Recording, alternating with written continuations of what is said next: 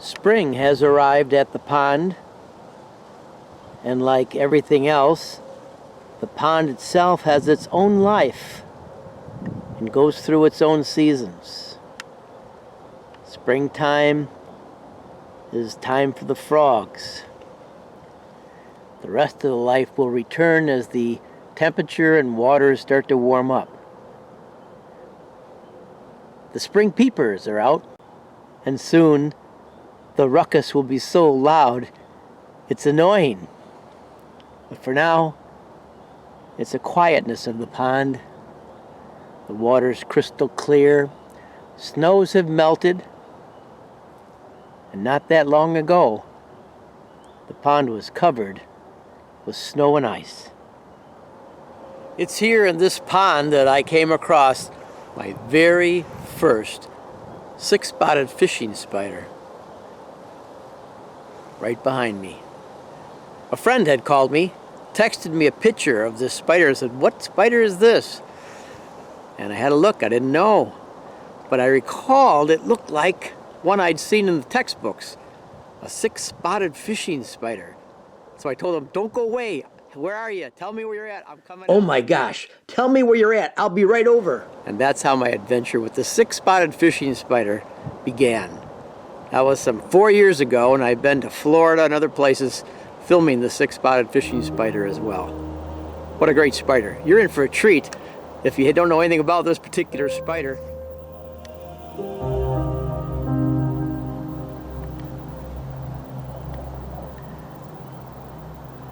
Soon this pond will be teeming with life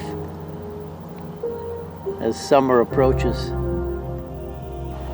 And it will also be teeming with six-spotted fishing spiders. They have made this pond their home and hunting ground. I know of few ponds, other than this one, so far, that I find as many fishing spiders as I find here. The frogs you may hear behind me will be making their way from the woods over to the pond here shortly. Maybe in another week or two. And the spring rains will soon fill this pond up to the edges. Now, pretty quiet. Oh, there's a few aquatic beetles in here, water beetles. And some real small little aquatic life, but other than that, even the frogs don't come over yet because there's nothing to eat. And the spiders aren't interested because there's nothing to grab in the water. But that will all change as the season grows warmer.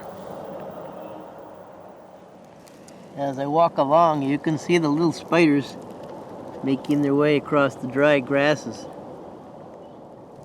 Closer examination would either turn up a pardosa, which is a species of wolf spider, or some other baby wolf spiders.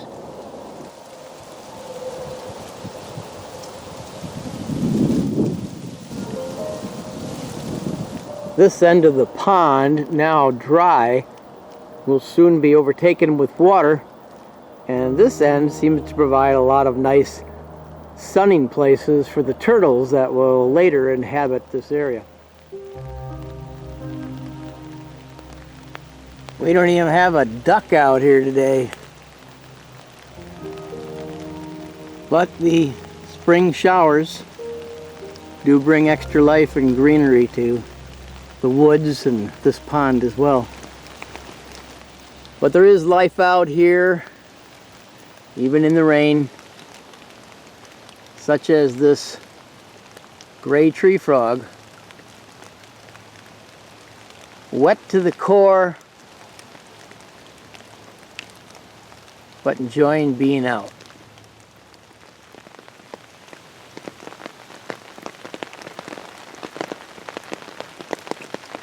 After the drier winter months come to an end, the heavy spring showers bring a refreshing drink to all nature.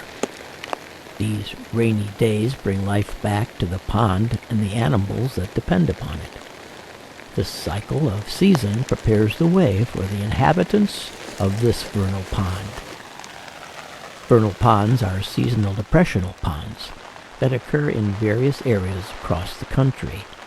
In Midwestern states, such as Michigan, these ponds are because of past glacial movement.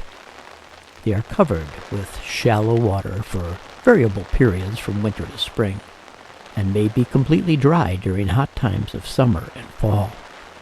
These ponds are completely dependent upon the winter snow and spring rain to fill their perimeters. Normally they contain no fish, but are the home for many aquatic creatures, amphibians, reptiles, and other visiting bird life and animals. A neighboring pond is quiet now, but in the next couple of weeks of spring, this will all change.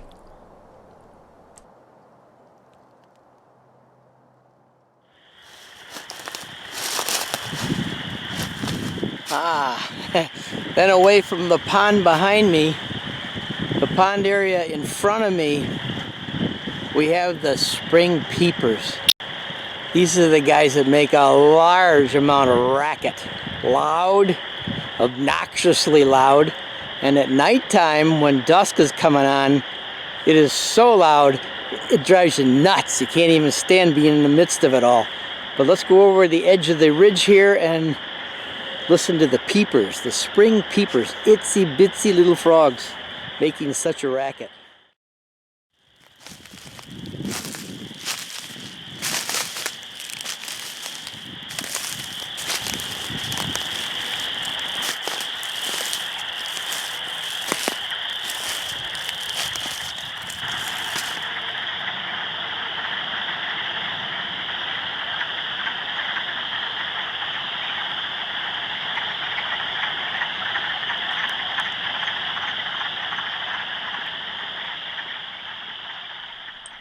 It's early dusk, and thus we're hearing the peepers as well as the wood frogs. Best time to see these creatures would be in the dark of night with the help of a flashlight.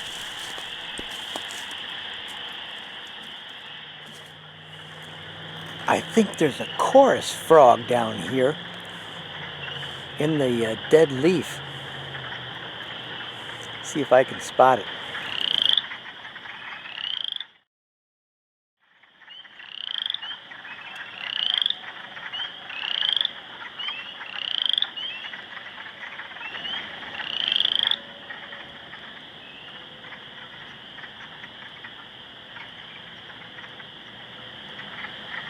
You think I'd be able to see this frog?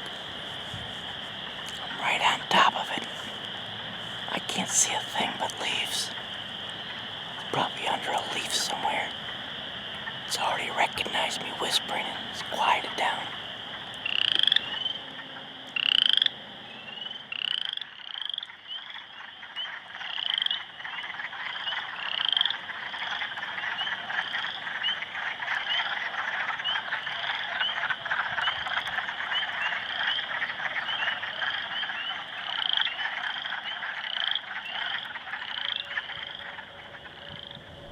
As the wood frogs have made their way over to the vernal pond, there are other creatures who have also found their way to the pond, such as the reptile creatures, the snakes. Everyone's gathering around the pond for the special pond party that's about to take place.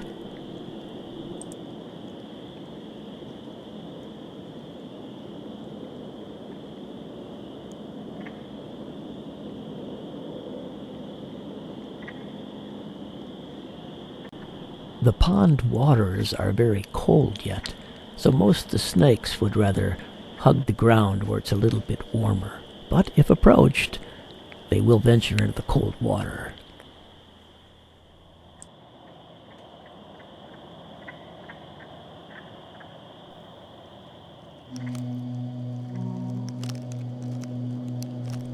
This water snake allowed me to get fairly close.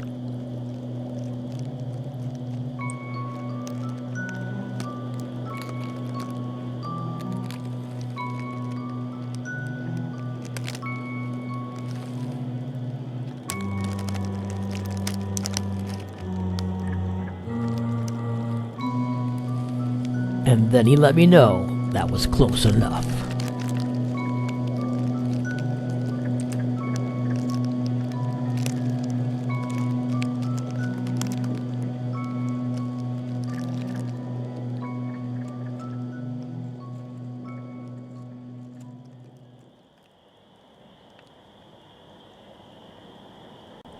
Not to be left out, a few ribbon snakes also joined the gathering.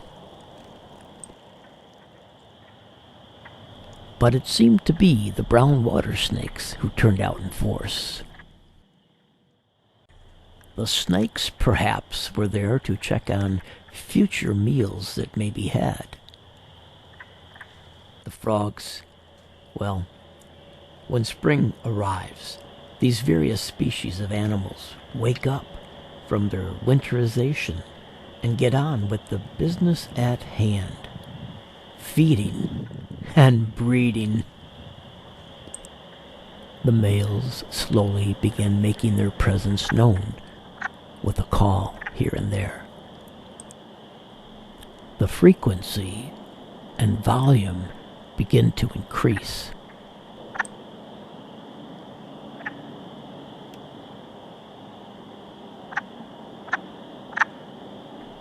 This calling of the males is to the females in hopes that they might soon arrive so that breeding may begin.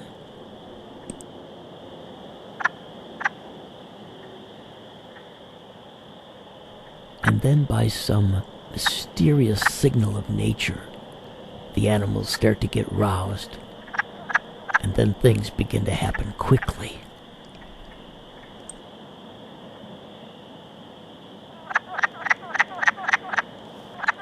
And it becomes a breeding frenzy.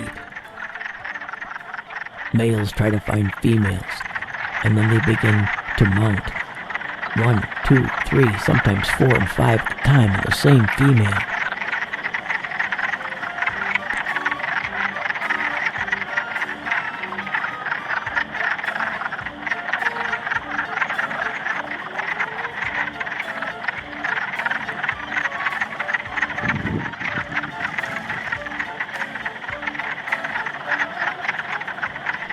But only the male who has first mounted the female and holds on for all he's got will be the suitor who will fertilize the eggs of the female. A wolf spider, oblivious to all the commotion going on at the pond, is out to find a meal for itself.